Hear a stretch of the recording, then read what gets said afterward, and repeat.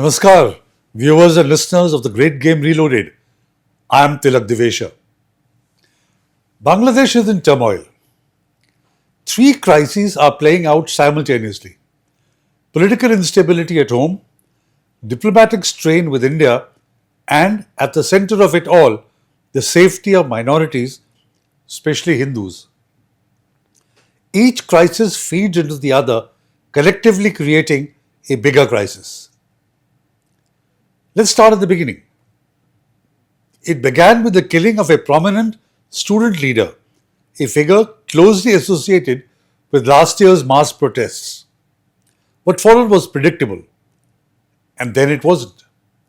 Protests erupted, roads were blocked, government buildings were attacked. Soon, the unrest spilled beyond politics. Newspaper offices were firebombed, journalists received threats. And then came the moment that shifted the narrative. A Hindu man was lynched by a mob. Another Hindu was killed days later in a separate incident. And then another. Hindu homes were torched. These were not isolated crimes. They were signals. There were definite patterns. Patterns of violence, patterns of denial, patterns of fear. And at the center of these patterns are Bangladesh's Hindus, citizens who are told they are safe while evidence suggests otherwise. Let's look at the details. Bangladesh has been gripped by unrest since the 12th December shooting of Sharif Osman Hadi, a prominent student leader of the Inqilab Manch, linked to last year's mass protests. Hadi died in Singapore on 18th December, where he had been sent for treatment. His shooting took place a day after the Election Commission announced the February 12 election schedule. His assassination did not just shock the streets, it ignited them. Violent demonstrations followed, government buildings were attacked, and then a dangerous line was crossed. Major newspaper offices, the Daily Star and Pratham Alo, were firebombed. Journalists were threatened and mobs roamed with impunity. The interim government promised swift justice, but the message on the streets was unmistakable. Authority was under challenge. And then something darker. Attack on Hindus. India called it unremitting hostility against minorities. Bangladesh said isolated criminal acts. According to India's Ministry of External Affairs, more than 2,900 incidents targeting minorities, Hindus, Christians, Buddhists, have been documented under the interim administration since August 2024. That is, more than 180 incidents per month in 16 months, or 6 a day. Imagine that. From Singh to Rajbari, from Khulna to Rangpur, reports describe arson, vandalism, land grabs, and intimidation. Let's speak plainly. Case 1. Deepu Chandra Das, December 18, 2025, Singh district. 27 years old, Hindu garment factory worker. A rumor spreads. Blasphemy. No police verification, no evidence, no warrant. A mob storms the factory. Deepu is beaten inside the workplace, dragged outside, hanged, and then set on fire. Later, authorities admit a critical fact. There was no blasphemous social media post, no statement, no proof. In other words, a Hindu man was lynched and burnt alive on a lie. This is not mob justice. This is mob impunity. Case 2. Amrit Mondal, also known as Samrat, December 24, 25, 2025, Rajbari district. 29 years old, Hindu, beaten by a mob late at night, taken to hospital, died later. Case 3. The quiet killing, December 30, 2025, Singh again. A Hindu Ansar member posted as a security guard at a garment factory is shot dead by a colleague inside the premises. Case 4. At least 5 houses of a Hindu family were set on fire in Pirojpur district in a targeted attack. The family members were initially trapped inside as the doors had been locked from outside. They managed to escape through the roof. What killed Deepu Das was not faith. It was rumor weaponized. This is not religion. This is lawlessness cloaked in piety. And minorities, especially Hindus, are the most exposed and vulnerable. The anguish of the Hindus was touchingly expressed by one D.N. Chatterjee, Presidium members of the Bangladesh Hindu Buddhist Christian Unity Council, who told news agency ANI that minorities are quote unquote not safe. If I properly assess the overall scenario of the minorities, the whole community is perturbed, they are afraid in all respect. Maybe that they are not uttering anything, but the reality is totally different. They are absolutely in a panic situation. He described the security situation in Bangladesh as being terrible and accused Muhammad Yunus-led interim government of being inactive through such volatile times. The reality is that Bangladesh today is politically unstable. A long-serving prime minister is gone. An interim government struggles for control. Islamist groups sense opportunity. Old grievances resurface. Anti-India slogans merge with domestic anger, and minorities again become convenient targets. To understand today, you must remember yesterday. In 1971, during the Liberation War, Hindus were targeted as pro-India. They paid with their lives. After independence, secularism was promised, but politics intervened. Look at the numbers. In 1947, the percentage of Hindu population in the then East Pakistan was between 28 to 30%.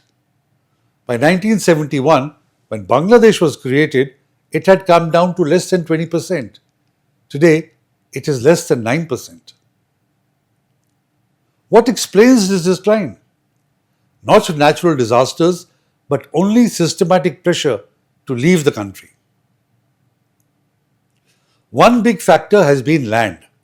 The Enemy Property Act, later renamed the Vested Property Act, allowed the state to confiscate property of those deemed enemies. In practice, enemy often means Hindu. Millions of acres transferred, court cases dragged on for generations, restitution promised, rarely delivered.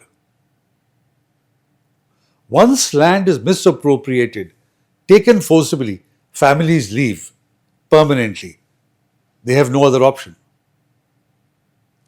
Then, across decades of anti-Hindu violence in Bangladesh, Hindu women have been disproportionately targeted. Sexual violence is used to humiliate, to terrorize, to break community will. Prosecutions are rare, convictions rarer. Here is another uncomfortable truth. In Bangladesh's political street language, Hindus are portrayed as Indian agents. So when rage looks for a target, minorities are pre-labeled.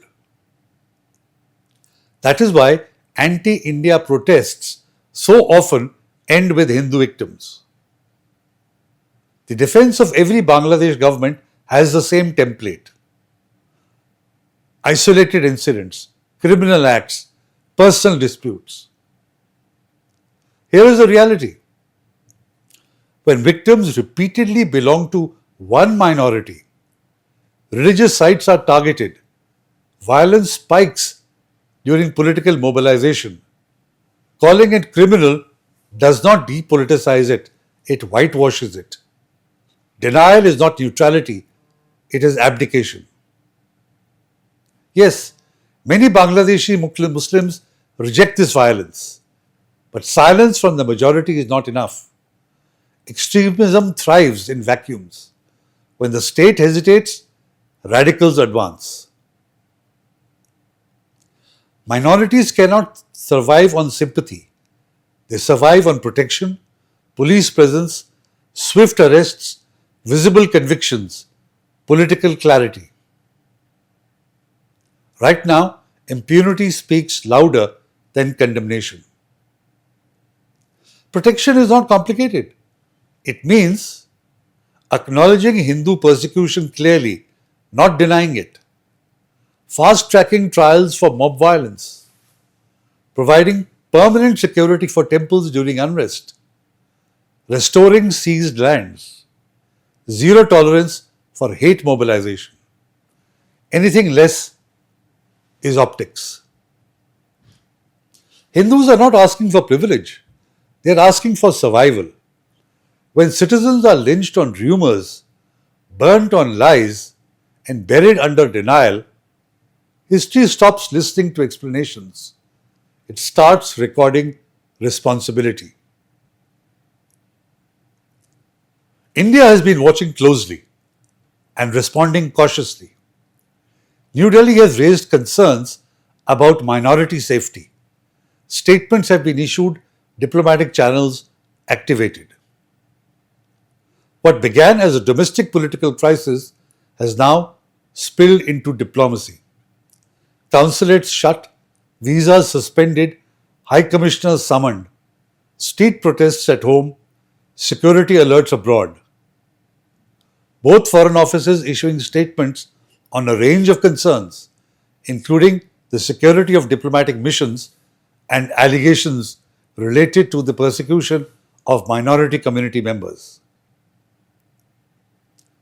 Bangladesh High Commissioner to India has been summoned to Dhaka, the decision being apparently linked to the ongoing diplomatic tensions between the two neighbors. This breakdown is striking because Indo-Bangladesh relations were once a model. India supported Bangladesh's liberation. Shared rivers were negotiated, borders stabilized, insurgencies contained. Under previous governments, security cooperation was deep and quiet. Today, that architecture is under strain. Visa restrictions disrupt people-to-people ties. Trade hesitations hurt border economies. Political rhetoric replaces quiet coordination. So what now? Bangladesh has to restore law and order decisively, protect minorities and media, de-escalate rhetoric, above all, hold credible elections. For the future, Bangladesh has two paths. One path leads to calm, elections, and normalcy. The other to radicalization, isolation, and instability. India cannot choose Bangladesh's path, but it will have to live with the consequences. The relations between the neighbors are built on trust, and trust, once broken, is the hardest thing to rebuild. Bangladesh was born fighting oppression.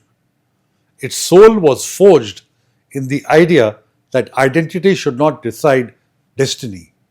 That promise is under strain. History will judge not the statements but the outcomes.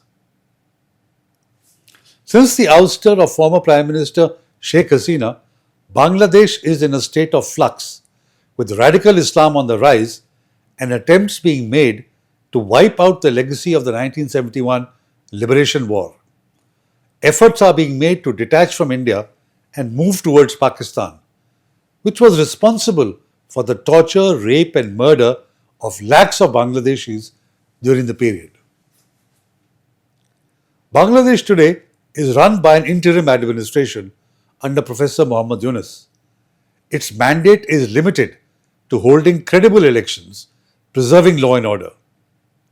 However, several anti-India statements continue to emanate from political platforms in Bangladesh, including provocative ones about India's northeast, initially triggered by Yunus's comment on the region. Several radical groups have capitalized on growing anti-India sentiments to justify attacks against minorities and push a radical Islamic agenda. However, political pressure is mounting. Elections are around the corner. Student groups are threatening to topple the government. Inqilab Manch has started a blockade in Dhaka's Shahbag intersection demanding justice for Sharif Osman Hadi. They have announced a 4-point demand, including a 24-day ultimatum for the government to complete trial proceedings. The platform has also raised anti-India slogans and demanded the suspension of work permits for Indian nationals in Bangladesh. This is a developing story. I shall be back with more, especially about the Jamaat-e-Islami that is pulling strings from the background and the BNP's future with the death of Khalida Zia and the entry of her son Tariq into politics after 17 years in exile. Would his return help stabilize the situation? Or would it lead to greater political polarization? I am Tilak Divesha. Do like, share and comment. Namaskar and Jai Hind.